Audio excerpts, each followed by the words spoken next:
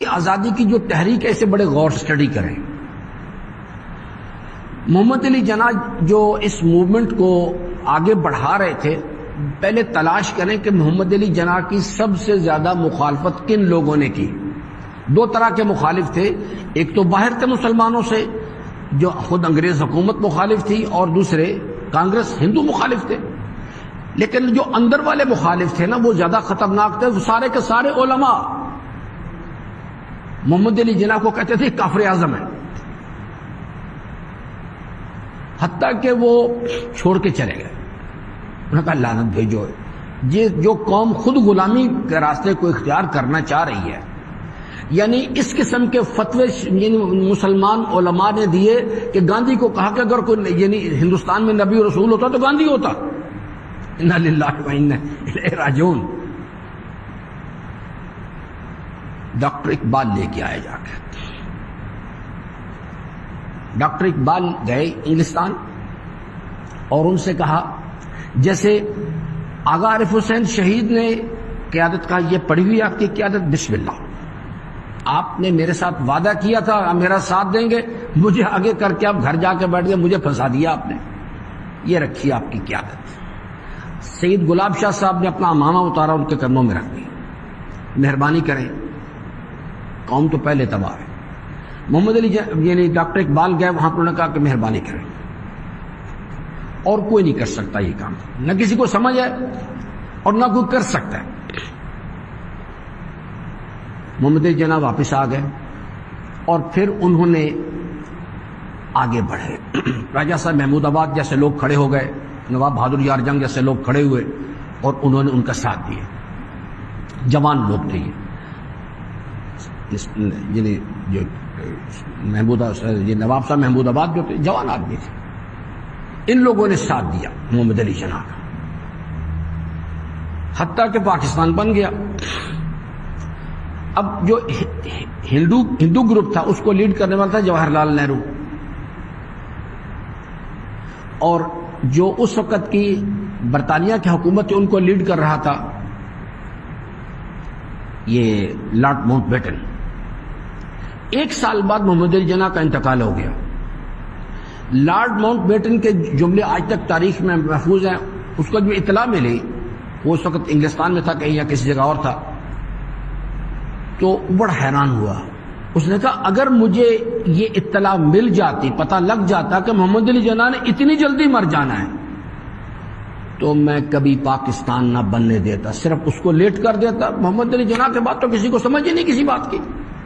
یاد رکھیے گا، اس وقت دشمن جو ہے وہ عمران خان کو مارنا چاہتا ہے، انہیں پتہ ہے باقی کوئی کسی کے پاس کچھ نہیں ہے یہاں پہ۔ یہ جتنے عمران خان پہ فتوے دیے جا رہے ہیں نا کہ یہ فلاں ہے یہ فلاں ہے، یہ سب وہی لوگ ہیں جو محمد علی جناح کو کافر اعظم کہتے تھے۔ اور عمران خان کے بعد میں آپ کو بتا دوں کہ اگر محمد علی جناح کے بعد اس سے زیادہ باصلاحیت، کیپیبل اور آنےسٹ آدمی پاکستان کو نہیں ملا، یہ میری شناخت ہے، میں اس سبجیکٹ کا طالب علم ہوں۔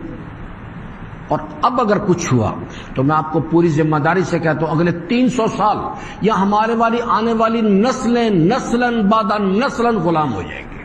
یہ یاد رکھیے گا میری بات، نسلاً بعد نسلاً غلام ہو جائیں گے۔ میں اس قسم کی تباہی سامنے دیکھ رہا ہوں کہ جس طرح سے شام برباد ہوا، ابھی ہارڈلی بھی چند سال پہلے کی بات ہے، وہ لوگ اجڑ گئے، وہ نکل گئے، کوئی رشیا کی طرف چلے گئے، کوئی یورپ کی طرف چلے گئے، بے تحاشا خواتین برباد ہو گئی، ان کی زندگیاں برباد ہو گئی، اور بچے جو تھے یتیم ہو گئے۔ کس لیے ہوا؟ وہ اندر سے انہوں نے لوگوں کو خریدا۔ یہ میری بات لکھ لیجئے گا آج کی تاریخ میں، اسے ریکارڈ کیا جا رہا ہے، اس کو ریکارڈ میں بے شک رکھ لیں اپنے پاس۔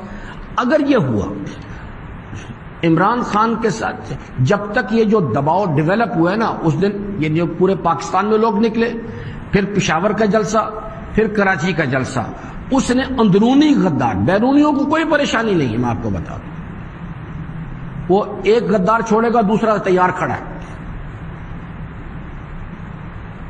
تو اگر یہ پریشر پیچھے ہو گیا نا تھوڑا سا، تو یاد رکھیے گا وہ پوری توانائی سے حملہ کریں گے. پھر ان کو سمجھ نہیں آ رہی کہ آگے ہوگا اب کیا.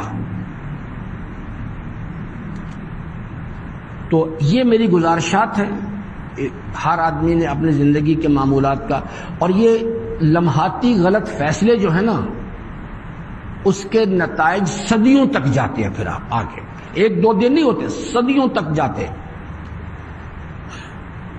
بر وقت اس وقت جو نقصان کسی کو نہیں، نقصان پاکستان کے عوام کا ہے. تو ہمیں ڈیٹرنس جو ہے اس وقت واحد ہے. اور یہ نہیں کہ آج 2-4 دن کے لیے، یہ جو اپنے حقوق کی حفاظت کرنا، اس کے لیے تیار رہنا، آمادہ رہنا، یہ چیز اپنے آنے والی، یہ احساس، یہ جذبہ، یہ شعور آنے والی نسلوں کو بھی منتقل کر کے جائیں، تاکہ کبھی کوئی غدار جو ہے، بیرونی جو دشمن ہیں، ان کے کہنے پر ہماری جو بنیادی اثاثہ ہے ہمارا، اس کو برباد نہ کر سکے. اللہ تعالیٰ سے امیدوار ہوں کہ اللہ تبارک و تعالیٰ ہم سب کو اپنے رضا کی راہیں جو ہیں ان کو شناخت کرنے اور ان پر عمل پیرا ہونے کی توفیق عطا فرمائے.